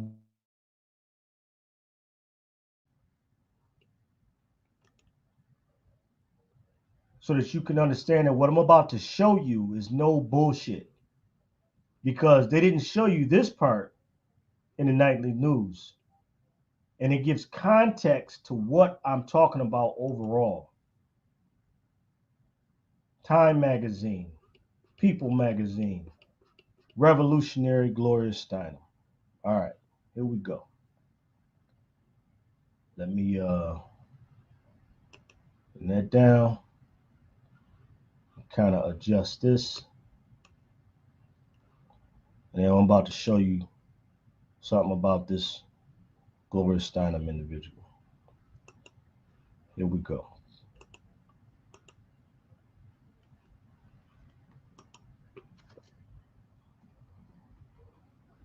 Gloria, at the festival, you worked for the Independent Research Service. That's right. Well, exactly when did your own association with the CIA start, and in what fashion? Did they come to you, or did you go to them? In 1958, when I came home from India. I discussed with student leaders, past and present, many of them active with the National Student Association, this kind of small foundation to encourage Americans to go. They thought it was a good idea too. I was then told by foundations and professors and friends that I should not do this, that I would get in trouble with the House Un-American Activities Committee, the American Legion, all of those 50s people. And I became convinced that it was impossible.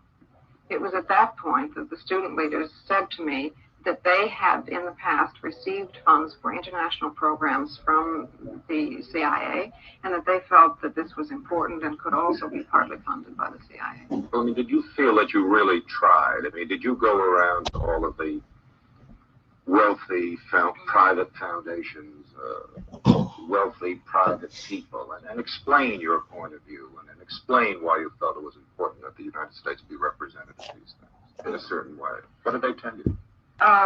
They told me that, well, the Ford Foundation, for instance, told me that they thought we were too liberal and too controversial, and that we would endanger their cultural programs in Austria. And the first festival was being held in Vienna. It was not encouraging at all.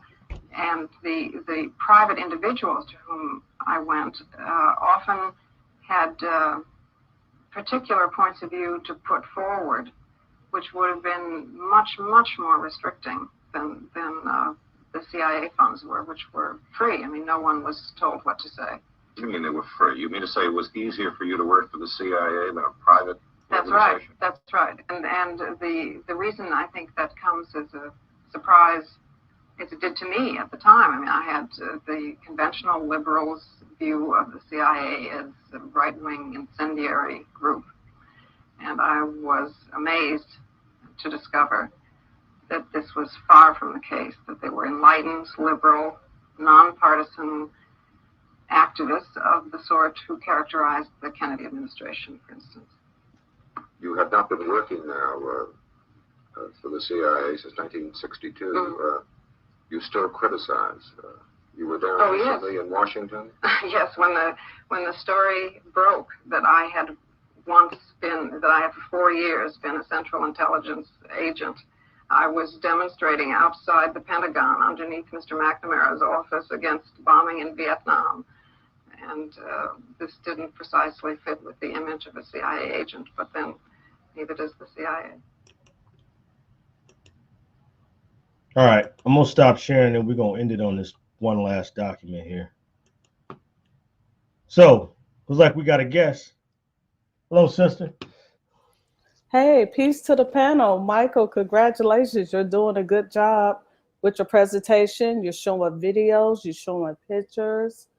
I mean, it's more to just saying it without really having something visual to look at, because as a lot of you guys know, and I know you heard this saying before, a picture is worth 1,000 words. So congratulations on that. I had to jump on the panel because Huey Newton was my great uncle. And some of the things you said is absolutely true. I do believe that he was compromised in the movement. He did do time in jail.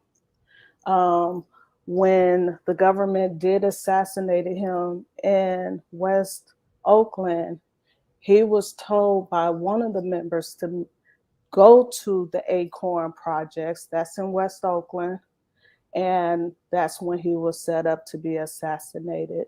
That is a drug-stricken area. That was one of the last areas that the police had a hard time, closing down shop. That's what they called it back in those days. It wasn't no coincidence that when the Capitol had happened back in 1966 and Ronald Reagan was the governor, almost 20 years later, he ended up becoming the president of the United States. And I want you guys to think about it like this. When Ronald Reagan became president, what area in California was hit heavily with crack cocaine? It was Oakland, California. And the reason why is because Reagan, remember when the Black Panthers had stormed the Capitol on his watch. He understood how powerful the Black Panthers were because they did start some of these programs, which a lot of us have grew up off of, and our children may be taking advantage of it today when they go to school, which is the free lunch program. The schools never offer free lunch before the Black Panthers. The lunch had to be provided with income, and that was something that they fought hard for, and it ended up becoming a national thing. So kudos to them for that. They were also big with Black families. So before the crack had came to Oakland and had tore it down, it was a lot of Black entrepreneurship in the Bay Area. It was 2-parent households in houses, no apartments, no project. We're talking about real homes. Okay. So when Reagan became the president of the United States, they had to think, where are we going to plant the seed for the crack cocaine? They used Freeway Ricky Ross to help transport it, get a few brothers down to sell the drugs, right? But then after they were done with him, then that's when it just went out of control in the Bay Area.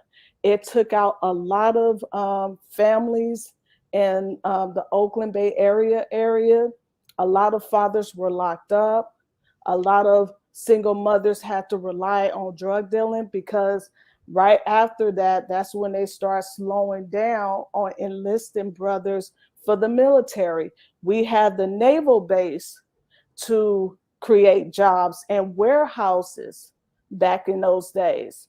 So they destroyed the warehouse jobs in the Bay Area, even though it was booming in other parts of the country, like Detroit, for an example. Okay.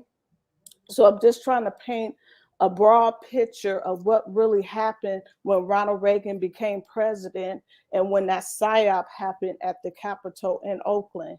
It literally devastated a bunch of households. And this was when grandmothers were raising their grandchildren because either the mother, the husband, the wife, the sister, the cousin was strung out. Child Protective Services has spiked up when the crack pandemic have happened. You see, so it was a cause and an effect across the board, and it literally devastated a lot of Black households in Oakland. If white people got caught with crack, they would still get lesser time, and they would get rehab. Where when my uncles and aunties were caught up in that shit, they end up doing 15 to 30 years in jail, or 8 years in jail, or 5 years in jail, and had a strict probation period where they had to pay their probation officer, and they didn't. That was a violation. They had to get a job, even though they knew that the jobs went away. That was a violation. So it was so much going on in the Bay Area that really didn't affect all the other states, because the Bay Area was the test run, because they had to get rid of some of the elder leaders that was in the Black Panther, program, and still understood the fundamentals of family and being there for each other. If you see that your neighbor is having a hard time, you offer to help your neighbor. Don't expect for your neighbor to come to you, because we still have that pride thing going. And they broke all of those barriers to make Black people get along. Even the crime wasn't even nothing like that. The only thing that they had at that time was prostitution. And even the movie The Mac, I don't know if you guys know this, but the movie The Mac, Huey P. Newton was fucking with the director. And he made the director give him some money in order for them to film The Mac. And guess who was involved in that negotiation? Richard Pryor. Richard Pryor was involved in that. And guess who was in town to witness that? It was Marvin Gaye. So it's bigger than what you guys think. The producer didn't want to do the movie The Mac because Huey P. Newton and the Black Panther Party was fucking up production. And he was very sensitive because he knew a lot of women back in those days when they couldn't rely on their family because their family was broke. They would take it to the hostro. That's what they call it back in the day, the hostro, the pimps, the prostitution. Some of them were strung out on drugs, so they had to figure out a way of how to get the drugs in their system, and they started selling sex just to do so. So Huey was trying to put a stop to all of that, and for Hollywood to come to the Bay Area. That's where the Mac was made, and to do a movie about it, he was like, "That set my people back." So I'm just saying, it's more to it.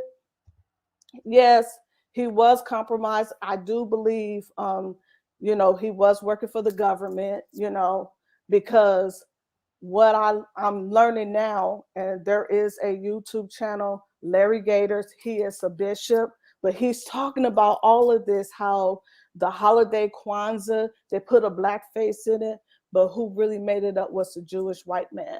I was trying to find the name so I could type it up in the chat room, because I didn't want to make it seem like I was going against you, Michael Scott, because I'm not.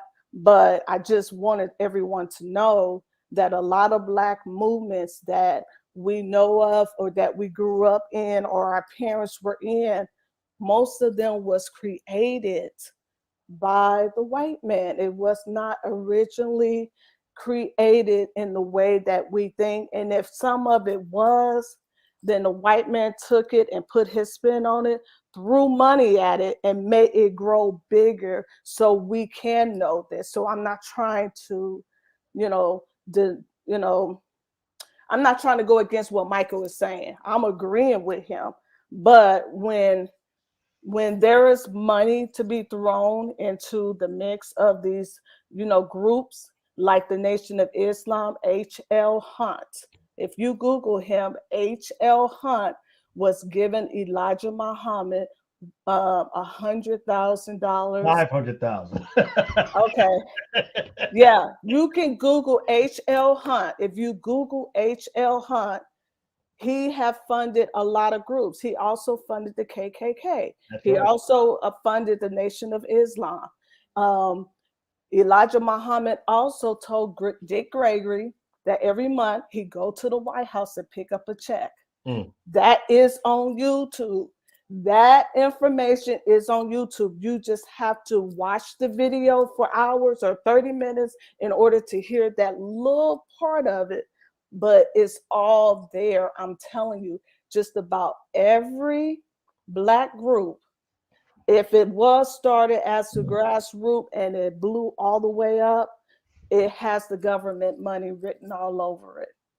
This is how Fred Hampton got set up.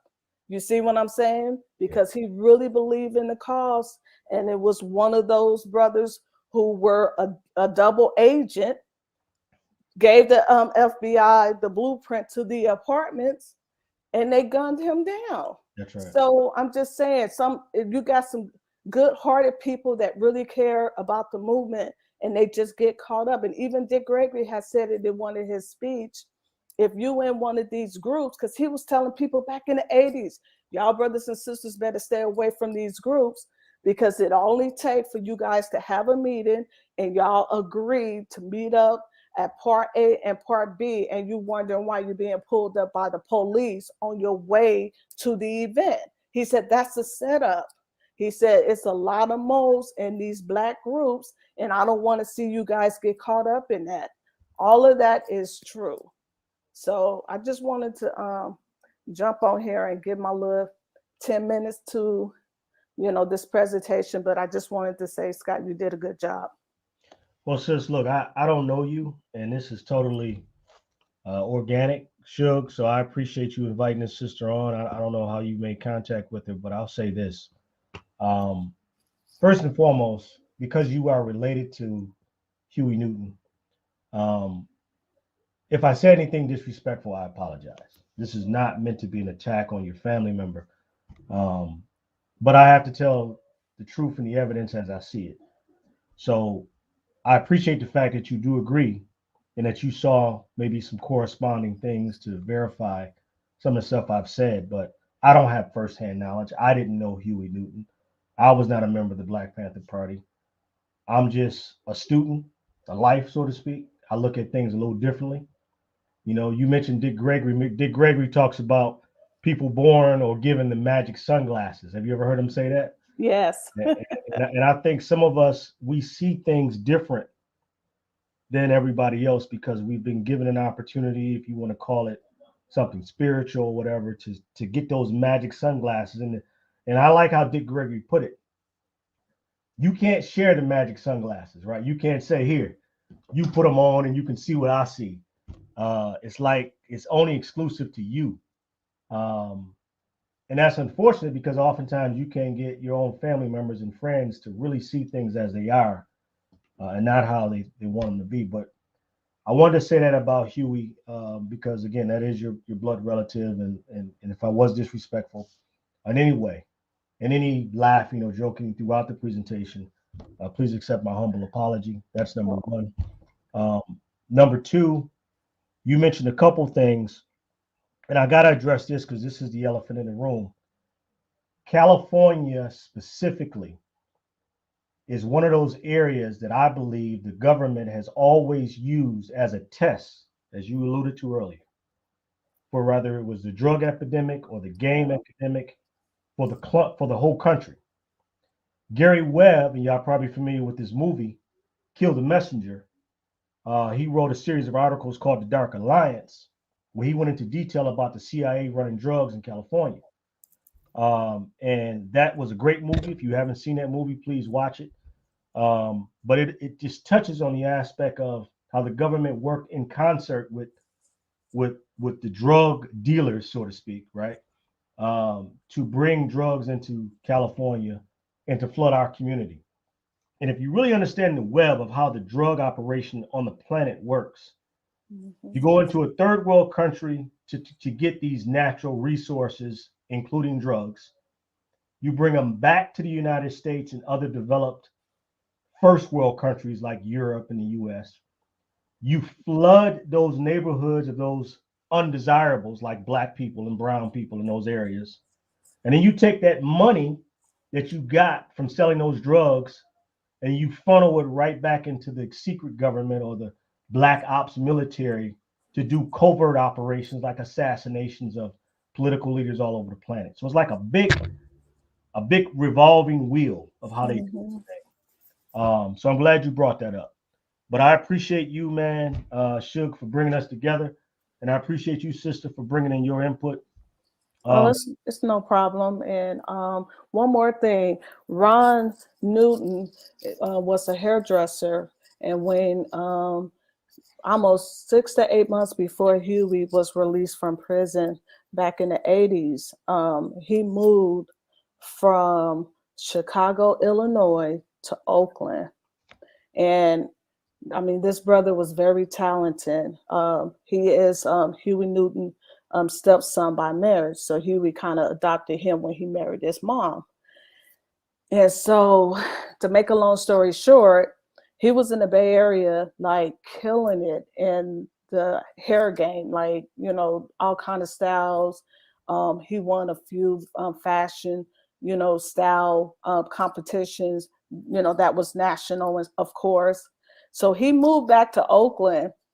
And he was putting most of that money that he was making away for Huey to come out of prison, because the plan was, of course, Huey to pick up where he left off at, because I guess by him spending all those times in jail, he realized too he was used by the government. And I'm talking about Huey P. Newton. So right after they assassinated Huey, they killed Ron, shot him in the head, and threw him in the lake. And he, you know, used to swim like a fish. They said that he drowned in the lake, in the Berkeley Hill Lake. And I think if you try to Google it, you'll probably find a little short story about that case, like almost 2 months after Huey was killed. What's his name? Ron who? Ron Newton. Okay. Yes. And yeah, so they took out Huey, they took out Ron. It kind of messed me up because I met Ron when he came back to Oakland, because Ron had left Oakland when he was a little boy because Huey didn't feel safe for his family to remain in Oakland. So they moved to Chicago. And then when, like I said, when Huey was getting out, Ron had came back, to Oakland and got himself established. So I'm telling you, it's more to the story than what people think. Of course, they're going to say that he was in West Oakland to buy drugs. No, one of the leaders from the Black Panther movement was still living in West Oakland. A lot of them still are alive today. They're kind of old, probably in their 70s and 80s, but a lot of them still live in Oakland. So it wasn't that he was going there to buy drugs. He was told to go there by one of the leaders and said, we're going to set up shop, to start doing the message again, getting you, acquainted with, the older people. A lot of people were killed due to the drug pandemic, right, of course, but it was still some that was still alive and rise above the drugs. Some of them never took the drugs.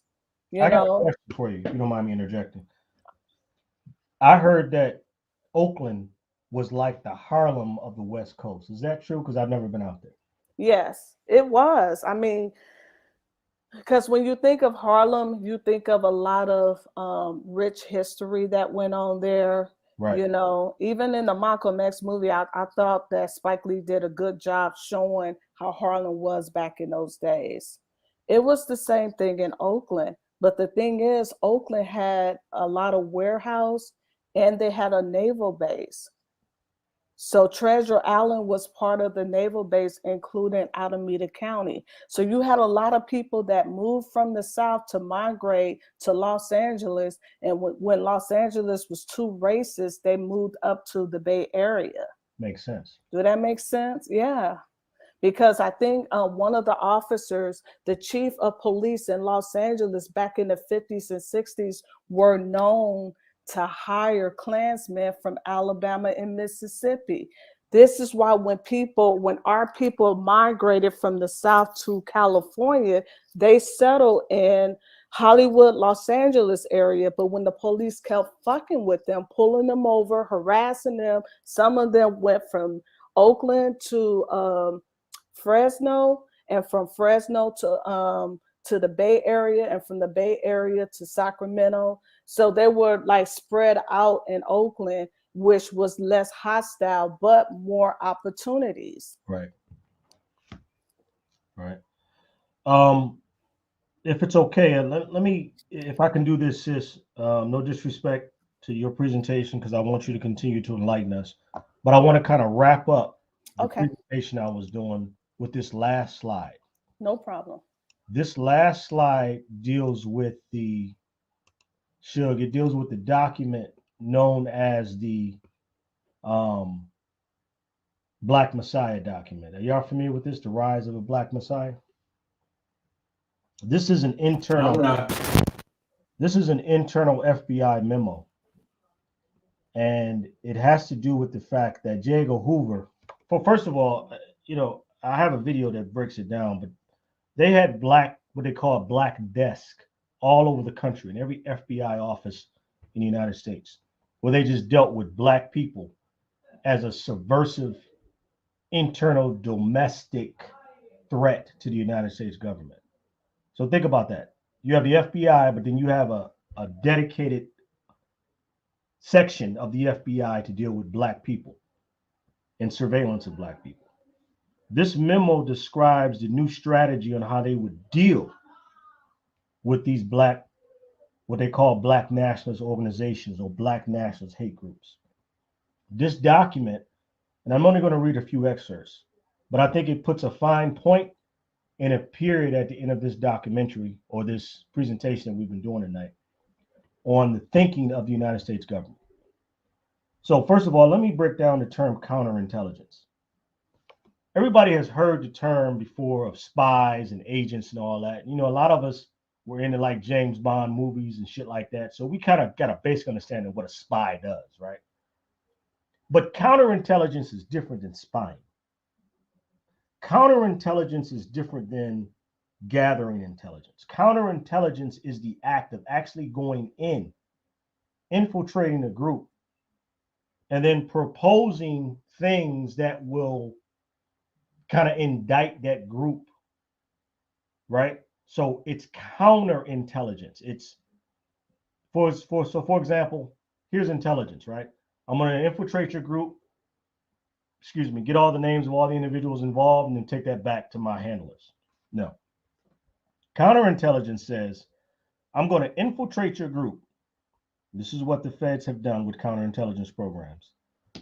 And go in there and propose, let's call them terrorist actions, and then set up the group to be blamed for terrorist events because I'm using counterintelligence methods.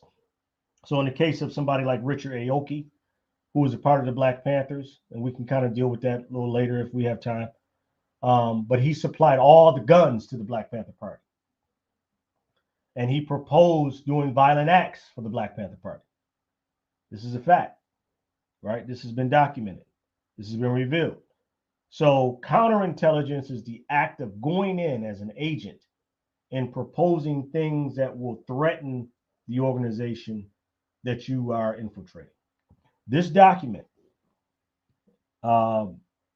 supposedly written by one of the chief FBI operatives, I think his name is John Sullivan, was distributed nationwide. And it has to do with, I'll read it. For maximum effectiveness of counterintelligence program to prevent wasted effort, long-range goals are being set. Okay. What is the first goal? To prevent the coalition of militant Black nationalist groups, the unity and strength, et cetera, et cetera, et cetera. Okay. A Mau Mau type revolution in the Black community. Number two, to prevent the rise of a Black Messiah, one who could unify and electrify the militant Black nationalist movement. Malcolm X might have been such a Messiah. He is a martyr of the movement today. Martin Luther King and then Martin Luther King, they mentioned, Stokely Carmichael and Elijah Muhammad all aspire to this position. And then it says Elijah Muhammad is less of a threat because of his age. King was a very real contender for this position should he abandon his supposed obedience to white liberal doctrines of nonviolence and embrace Black nationalism. Carmichael is a necessary, I think this says chairman. That doesn't sound right. But he would be a real threat. And then, okay, number three, to prevent violence, blah, blah, blah, blah, blah, Black national groups, and to prevent militant Black nationalist groups and its leaders from going to respectability, right? To discredit them. Okay. Why am I bringing up this document? You can find this document on the internet. Anybody can Google it. I'm bringing it up for the main reason of this. You have to understand, because people will say, why are you assuming that the United States government, out of all the threats that it has, why would it choose Black people? Why would it target Black people? And I've thought about this a lot. But the very idea that we have a policy document from the United States government, from the FBI. Now, this came about of the Freedom of Information Act, right? This was a document that was kind of forced out into the public. But most people still don't know that it exists. The idea that an oppressed people, a minority group in a country, as a matter of policy, the government that they reside in is denying them the opportunity to unify, to have leadership, to reach respectability. Think about this for a moment. There is no document that you can find in the annals of United States history that denies Irish people the opportunity to unify, Italian people, Jewish people, German people. So for anybody to think that this is so conspiracy-minded and crazy, that this is silly, that this is somehow not important, the United States government, as a matter of policy, has decided that Black people should not be given the full rights and privileges as every other American citizen has had. Now, to me, that's profound, that we even have a document to show that it was a government policy. As a matter of policy, the denial objective of the government was to deny Black people leadership, to deny Black people unity, to deny Black people respectability. And then when you look at all the statistics from the 1960s to now, we covered this in the last video, and we say, wow, we look at the civil rights movement and everything that was done, and we look at home ownership compared to the 1960s to 2022, and we see that home ownership amongst Black people is down. We look at wealth building, 50, 60 years. We look at education. We look at every major indicator, including health statistics, and Black people are at the bottom. And then I ask you to look at this document and then think about what we're up against. The most powerful government that has ever existed in the history of the world has a policy document that nobody can deny is legit, that says that we will not allow these people to be like every other people in this country. That's enough to have a presentation on and to talk about. And if you think for one moment that this is not serious, when you think about the crack epidemic, when you think about the AIDS epidemic, when you think about every epidemic that we've experienced as a people in this country, then you're just not aware. If you're watching this video right now and you don't take this serious enough to do a little bit of research, then you're putting your head in the sand and you are trying to deny something that is so blatantly obvious. That all the criticism you have for the Black community and Black people and why we ain't doing the shit that we should be doing, that's because we've had the most powerful government in the history of the world literally stopping us from doing it. So maybe we can have a part 3, Shug, but that's my presentation. I love my people, but I think that if we don't know what we're up against, we will never be successful. And I think if more people knew that the history of the Black Panther Party was as such as laid out here, that they wouldn't have fell for the Black Lives Matter movement bullshit, which should have been obvious to everybody, that anytime the media is down for your movement, it's probably some fuckery. But anyway, I digress. That's it. I hope y'all enjoyed it. Good. Any more questions, comments, or observations from the audience for Mike? I'm gonna put the link out again. If not, and the panel, of course. And if not, we're gonna wrap this up. Awesome show, my brother. Oh my God, you rocked out. That was beautiful. Thank you, man. Hey, give some credit to Kenya. You know why? Why? Kenya said that people wanted to hear this. I said, man, that's old news. People don't give a shit about this.